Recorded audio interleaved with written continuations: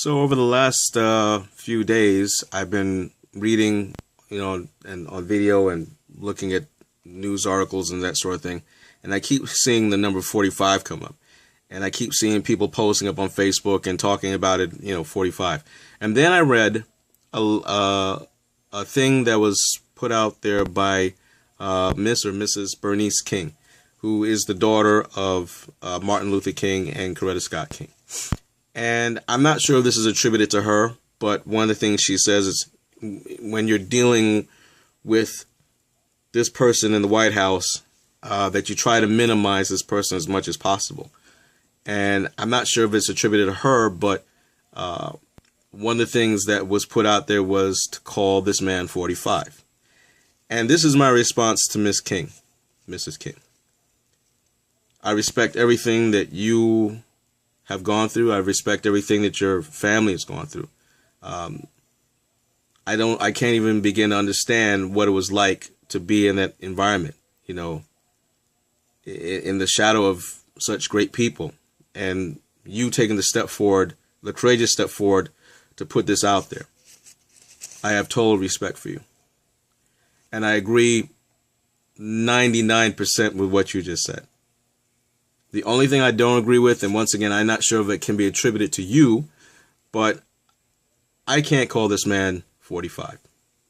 If it's not attributed to you, then please ignore anything else I have to say after that. But I can't call him 45. I can't. Because as far as I'm concerned, with all the things that we know and all the things that we believe about the collusion with Russia, about his total petulance, his bad business acumen, and let's not mince words, he's not a businessman. Any real businessman can look at this person and recognize a charlatan. But, some people, they just got duped into thinking that he was a businessman because he plays a good game. But he's not. Is he a good hype man? Is he a good self-promoter? Absolutely. Can't take that away from him. But not a good businessman. And definitely not presidential, as far as I'm concerned. Because to me, to call him 45 denotes that he actually is the 45th president of the United States. And there's nothing in my mind that shows me that he resembles anything like a president. All right. 5-year-old maybe, a functioning psychopathic 5-year-old maybe, but not presidential. So I can't, in good conscience, call him that. Would I call him a fraud? Definitely. Would I go so far as calling him a traitor? I don't know. I mean, what's going on with Russia? I mean, that whole thing is weird. But just to step aside, one other thing I was thinking about, and he's talking about this wall. And if any of you people, including Miss King, has had an opportunity to read articles and watch, video that involves people that have had dealings with him and how he has treated them, there's no way in the world that I honestly believe that anyone in their right mind should even consider taking up a contract like this. Now, yes, it's a government contract. It's lucrative. It's going to make a lot of money. But words like $25 billion were kicked around to build the wall. And then comments made by this person that the cost of the wall is going to go down. And this is what this person has done on numerous occasions. They agree on a contract. The people he contracts to do the work, they do the work.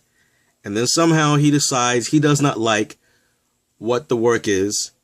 And so he's not going to pay for it. Or he's not going to pay, what they agreed to. And the people that have done the work are already in a bind. They've already committed themselves to doing the work. And so what do? They're like, well, no, F you. I'm taking you to court. Unfortunately, though, this man has so many resources that you might be dead and your grandchildren might still be litigating the case and with no end in sight. So I feel like if somebody's building a wall or thinking about building a wall, I would look to see if there's some other contract I could get that the president does not have a direct hand in. because I honestly don't believe that you're going to get a fair deal out of this person. He's already admitted that he's looking for a better price.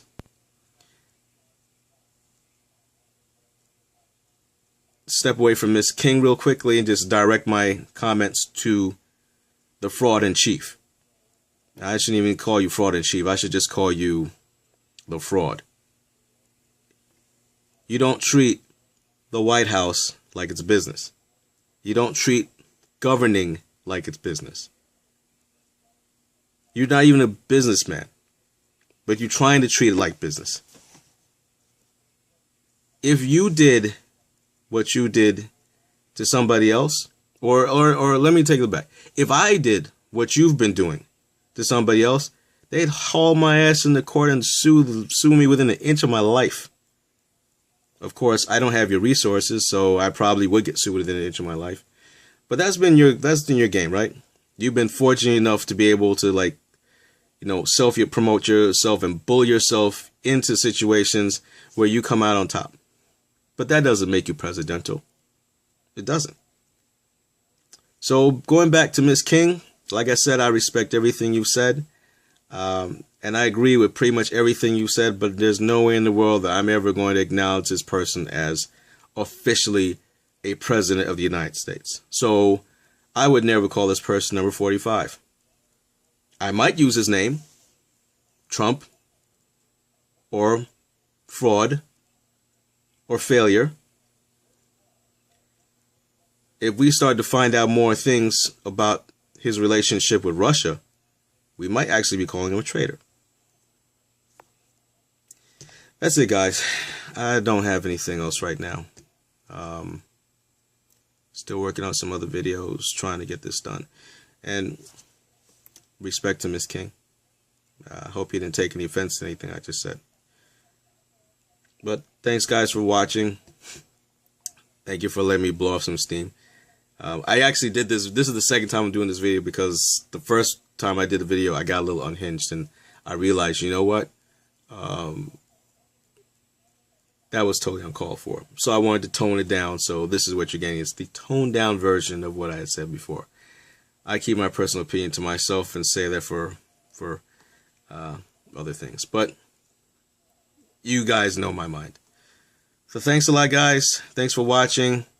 Miss King, thank you for being who you are. And to that guy that's sitting in the White House, you need to seek life elsewhere because you totally suck at being sitting in that chair.